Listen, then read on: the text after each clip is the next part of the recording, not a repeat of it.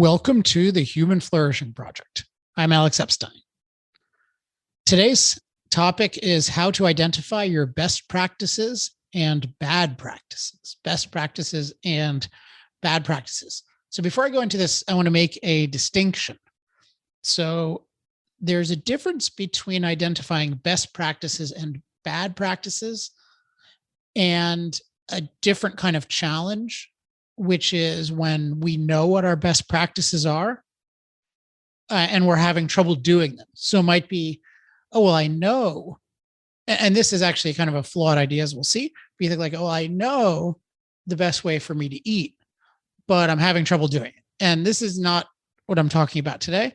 What I'm talking about today is something that I think is easier and in a happy way, because it's what I'm talking about today is the phenomenon of we don't really know what our best practices are and what our bad practices are, but they're pretty easy to figure out. And so often we're going to be able to find better practices quickly that are going to be just as easy to do as our bad practices. So that's the kind of situation we're talking about. So this is a fun episode because it's pretty easy to apply, and yet there are lots and lots of benefits. So it's not like, oh, I've been addicted to smoking, so to speak, for 50 years, and then Alex is going to tell me some strategy for getting off. It's not that. If you really don't want to be smoking, it's something different. And so I'm going to show you what that is, or explain to you what that is. So I'm going to jump first into identifying best practices and then identifying bad practices, although as you'll see, these two things run together quite a bit. So what is a best practice? Well, this is not an official definition, but I find it helpful to think of it as something that works really well for you, given your nature and the nature of reality. So something that works really well for you, given your nature and the nature of reality. And notice the title today is how to identify your best practices and bad practices. So there's often, you can think about best practices in some sport or in some business, and this is best practices for you. Now, so best practices I'm thinking of as quite a broad thing. So it includes things like moral virtues. You can think of that as a best practice, but this is much broader than that. There are many non-moral types of issues that would fit in here, and also just issues that are specific to you. So there can be the key element of a best practice in this context is this is something that might be good for you, and might be a bad practice or a suboptimal practice for someone else, and vice versa. Something can be a bad practice for you, and it can be a really good practice for someone else. So how do we find best practices? How do we find new best practices? Well, you can find existing best practices by looking at your life and asking, hey, what practices or habits or behaviors do I have that I've been doing for a long time and that work well for me? So if I think of it with myself, one that I haven't been doing that long, but I introduced several months ago, I think, is what I call performance time and feedback time separation. So at the beginning of the day, I do everything that involves feedback from the external world. So that's when I am checking my email and doing social media and that kind of stuff. And then I get done with that. And then the rest of the day, most days, is performance. I'm doing stuff. And even, by the way, if you see me on social media, I'm not checking what's happening on social media. I'm just posting to social media. So I'm performing. I'm not processing the feedback. It works much better for me when I do the feedback in the morning. So that's just, one example among many. You can just think about, okay, well, what's working really well for you now? So that's cool, but that's not necessarily so much of an improvement. Maybe you can get an improvement by doing it a little better, doing it more consistently. But I find, and I've mentioned this before, that one of the best ways to get at a best practice, at a new best practice, is actually to re-identify an old best practice. So one of my favorite questions is, what has worked for you in the past that you stopped doing? Now, I got to be clear. When I say worked for you in the past, I mean worked for you as a practice. And so there are some elements here. So one is it worked well, but a key element is it was sustainable, or it was sustained. So you did it for, let's say, 2 months plus, and it worked well for you. So that's something that is Like that really points to a best practice. And you might think, well, if it's a best practice, why did if it's really a sustainable practice, then why didn't I sustain it? Well, there's this phenomenon that I've talked about before that I think is very common and insidious, but also a big area of opportunity to discover, which is that we often abandon best practices for seemingly better, but not actually better practices. So I'll give an example. I had a really good eating rhythm of I would eat, near first thing in the morning, and then I would eat in the early afternoon, and then I would be done. And that worked well for me. I don't think it's universal. And in fact, I've heard it's not universal for many people. Why did it work well for me? So one is just if I'm eating in a more or less an 8-hour window or 9-hour window, that means I'm fasting to a certain degree, or probably not technically fasting, but 15, 16 hours, I'm not eating. And so that works for me in terms of just eating the right amount of food. Also, I have a good amount of energy in the periods where I'm not eating the food. And when I eat during the day, including the work day, I tend to eat better since it affects work directly. Like if I have my second meal and it's a really heavy meal, then I know that I'm screwing myself. And I often work 6:30 and beyond. So yeah, then I know I'm really going to regret that. And for me, I find it super easy to fast, so to speak, for 15 to 16 hours if it's just starting at the end of the day. So if I have, if I stop at 3 o'clock, it's like, all right, I go to bed at maybe 9:30 or 10, and I wake up and it's no problem.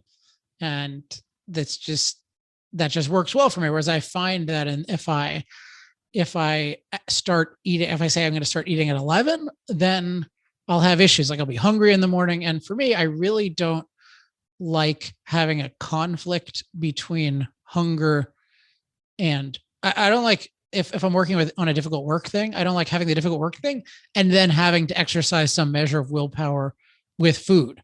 Like I just like eating, and then I don't eat too heavy, but I eat enough to be full for a while. And then I don't have to think about food. And then I can just, there's nothing going on. So I don't like combining hunger with other difficulties. So these are just some of the reasons why for me, eating with this kind of morning 8 or 9 hour window, morning to early afternoon, 8 or 9 hour window is an effective thing for me. So but what happened is there are some other things that could be better. Like there are certain reasons why it would be better to eat later in the day. I want to go into those, but I was trying that. But then I found that it didn't really work very well for me. But then I didn't go back to the original thing. I did the new thing, but a much more half-assed version of the new thing. So I'd sometimes have breakfast, and then I'd have 3 meals a day. And then at the evenings, sometimes I would order out more, and I would have it just would be a lot messier.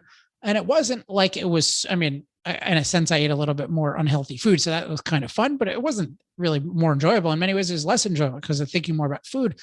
But the interesting thing is it wasn't that the morning rhythm it was unsustainable. Like I got tired of it.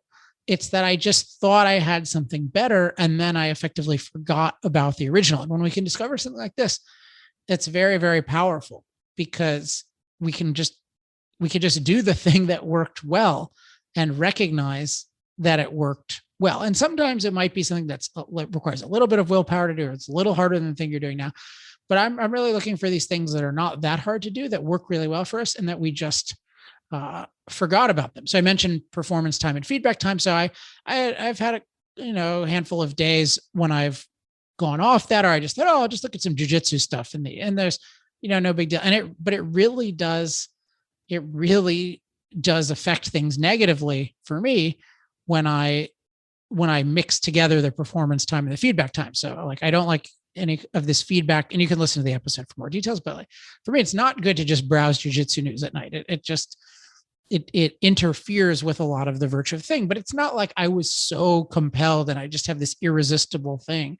It's just that I kind of forgot about it. I kind of forgot why it worked. And this is one reason why it is really, really good to understand the mechanics of the best practices. That's a key thing. So we want to identify what are these best practices that worked really well that we've abandoned, and then get clearer on why they work. Another one for me is I have an iPod that I keep around me during the day instead of an iPhone. And whenever I do that, it's so much better. It's just amazing because I have an iPod. It's really simple. It has very few things on it. It just has the things that I need for work.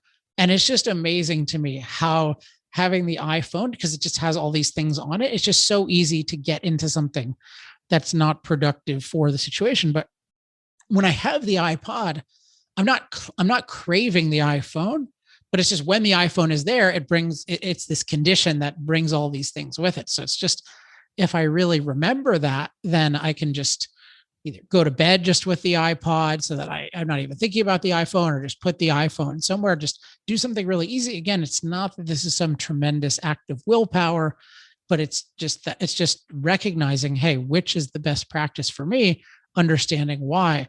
And then that makes it much more motivating to implement, and much more likely that I will implement it given that understanding. So I think it's a good exercise. Just think about what are all what are all the best practices for you, and especially what are these ones that that have really worked in the past that you've abandoned for one reason or another. Because it's great to learn about new practices, but the thing with new practices is most of them don't work for us, at least as recommended by somebody else. For often they're recommended too abstractly, or even if they're recommended concretely, it won't work quite as well for us. But if you really had something that worked well, that really suited you, so it suits your nature, and given the nature of reality, it works. So there's something inherently productive about it because it is working. That is great. So I'd say think about those. That can be really helpful for identifying best practices. Now let's talk about bad practices. So a bad practice, well, I'm not saying worst practice, because that's sometimes a term, but it doesn't have to be that. It's just things that don't work well for you, given your nature and the nature of reality. And often it's bad practice is, in this context, is for you. So there can be a good practice for others. That's a bad practice for you. And I think that's often how we lose our own best practices. We follow someone else's best practice that's best for them, but not for us. And then we forget our own original bad practice. So you think about just one way to do this is to think about, okay, well, what are things that I'm doing now that don't work well for me, and particularly things that don't work well for me that I'm not that attached to. It wouldn't be that hard for me to stop, but I can just do it. So one for me was, and this is related to the food thing before, just going to the grocery store. We have a really nice luxury or kind of fancy grocery store near where I live in Laguna Beach called Gelson's. And it's got lots of food. And I would just, when I was out of my morning routine habit, I would just, I'd go there in the evening and get myself some kind of treat. And I would just be there all the time. Like, it'd be funny because I don't think they've seen me in months. They might be wondering. And I'm very recognizable because I ride my one wheel, which is this electric skateboard there. So I'm sure next time I'm there, I'm gonna be like, what happened to you? You used to be here all the time. But it's wild how that changed. And in fact, even going there in the first place is because I moved from a place in Laguna Beach that had very little food around it. So I would either order things or just have groceries delivered to me. But then it's interesting how, when I moved near this Gelson's, that was a different condition. It got me in this habit, but it's not like it's so hard for me to avoid Gelson's, particularly when I have a good morning, when I have my morning based eating routine. It's not hard at all. I never think about it except for this podcast. So it's just something where, it wasn't that hard to stop, particularly when I had a best practice that excluded it, but it was just something I was doing that wasn't good. So you can just do that. You can identify your existing bad practices. One category of bad practice that I've been thinking about a lot lately is, so there are two. So one I sort of already addressed, so I'll address that first. So one is a better practice that doesn't actually work for you. So this is why I said the best practices and the bad practices are very related. The phenomenon of, okay, for other people, a lot of people who do kind of 8-hour feeding window or eating window type things, later in the day works well for them. And so that was part of why I tried doing later in the day, but it didn't work as well for me. So it was a better practice for them that didn't actually work for me. And there are all kinds of things with this. I'm a writer. Oh, by the way, I finished my manuscript of my new book. I had mentioned that. I've been mentioning that for a long time. I've been working on it, so I was excited and got really good feedback from the publisher. So just FYI, for those who are interested, still off to the races, or I'm completing the race, finishing up the race at least for that. But that I was just reminded of that because I'm talking about being a writer. And in writing, there are all these different practices. So people, some people sit down, they sit down like just 8 hours a day at a desk. Other people have, multi-hour warm-up routine. Some people just write about different topics as inspired, and they can put something down for 5 years and continue it. Some people don't. Some people like to type. Some people like to handwrite. And so this is a realm where it's plenty good to try out practices from people. We have to realize that somebody else's best practice may well not be ours, especially with something like writing where there's a lot of specific stuff. So particularly if we don't have any ourselves, we can try other people's, but we have to be aware of the danger of having somebody else's good practice that doesn't work for us. And so writing is a realm that I think about a lot, but it can be with anything, with speaking. It can be, okay, somebody says, well, just always start out your presentations with a joke. And then, well, that might work really, really for them if they're really good at delivering jokes, or depending on their subject matter, or it might not work well for you. And so there's just want to be aware that this is there's this exciting opportunity to identify, oh yeah, what bad practices have I picked up that are bad for me that are good for other people? Now, I hasten to say, this should not dissuade you at all from trying other people's practices. And in fact, I've probably talked in previous episodes, I'm a big fan of that. And in fact, I'm a big fan of trying it as specifically as possible. So if somebody has a specific practice or process or system, I want to try the system directly before I play around with it, because there is a good chance that at least a significant portion will work for me. And I can really only know what works until I try it exactly. And if I just try to pick and choose from it, I may well just, I don't have the wisdom that the person making the recommendation did. So I think that is just, it's good to try other people's practices. It's good to apply them literally. We just have to be really aware of the results and be aware that we can pick up other people's best practices that are actually bad, or at least mediocre practices for us.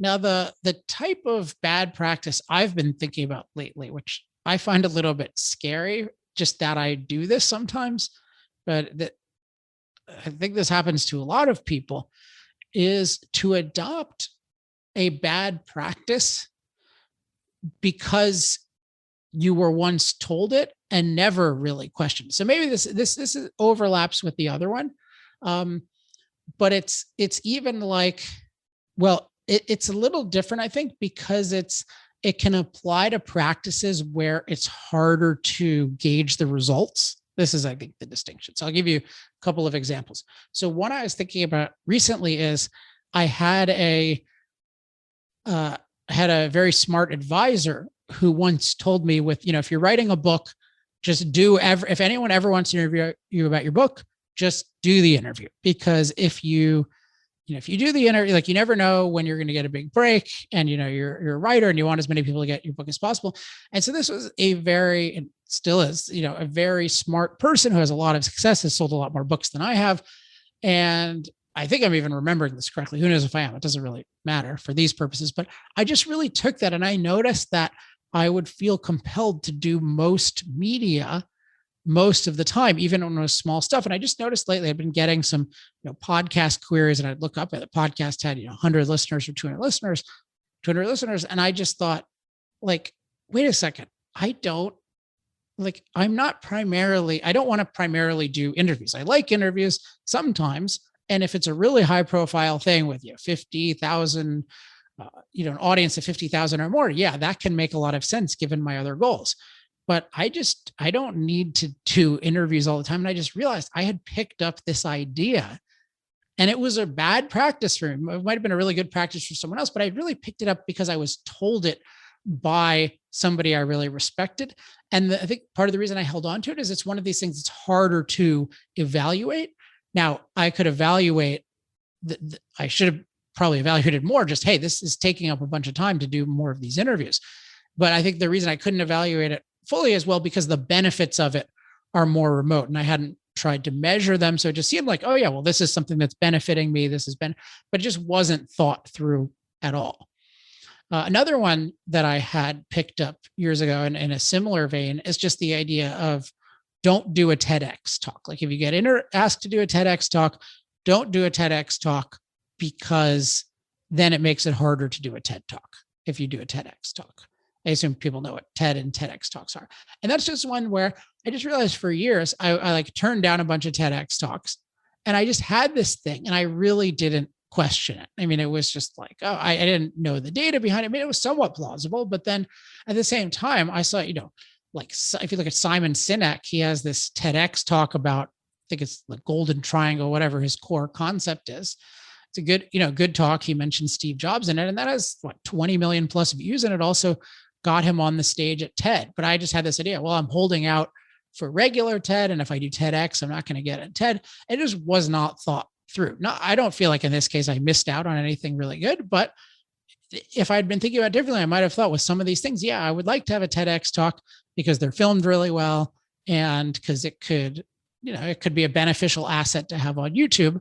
And do I really care about speaking at TED ever? And am I going to ever speak at TED given TED's politics and particularly their views on energy that are mine are very different from now? Maybe I might at some point, but it just wasn't really, it definitely wasn't thought through carefully by me, but it was this thing where the result of the practice was hard to measure. I think that's where we're most in danger of adopting and keeping bad practices, because an expert told us is that when we can't, when we don't have the infrastructure in place to evaluate the practice, it's easy to hold on to those, but that can either just consume a lot of time or it can forego a lot of opportunity or both. So that's another good thing to look at in addition to, okay, what are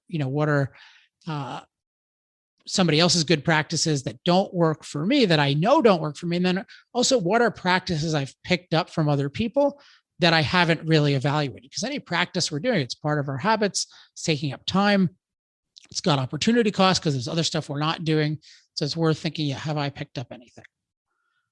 So that is today's show. Basically, we want to just to recap, you want to identify your best practices and your bad practice. You want to know, given your nature and given the nature of reality, what works well for you and what doesn't. And I'm encouraging you to focus on things that are pretty easy to change. So not the habits or practices that are just super hard to break or super hard to change and are bad or not good for you in the scheme of things, but rather what are things that, for example, you have given up in the past, but they're not that hard to bring back and you might even like them more. So it might be an eating routine, it might be an exercise routine, it might be something else. But if you can identify those things that really work for you, that you've stopped doing, but that you could easily start doing, that's huge.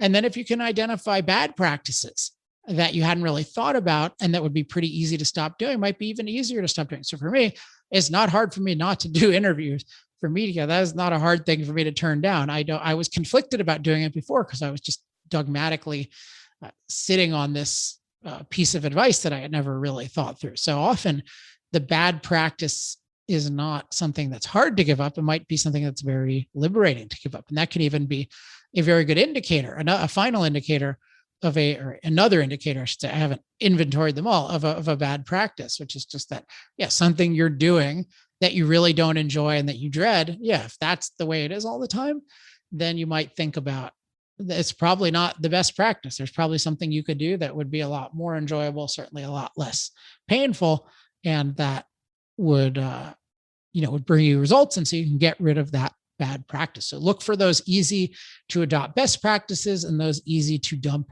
bad practices. All right, that is it for today. As always, if you have any questions, comments, love mail, or hate mail, you can email me at alex@alexepstein.com. You can subscribe to updates so you get notified of this show at humanflourishingproject.com. You can discuss the episode on Facebook at facebook.com/humanflourishingproject. That is it for this week. I'll be back in 2 weeks. Until then, I'm Alex Epstein. This has been the Human Flourishing Project.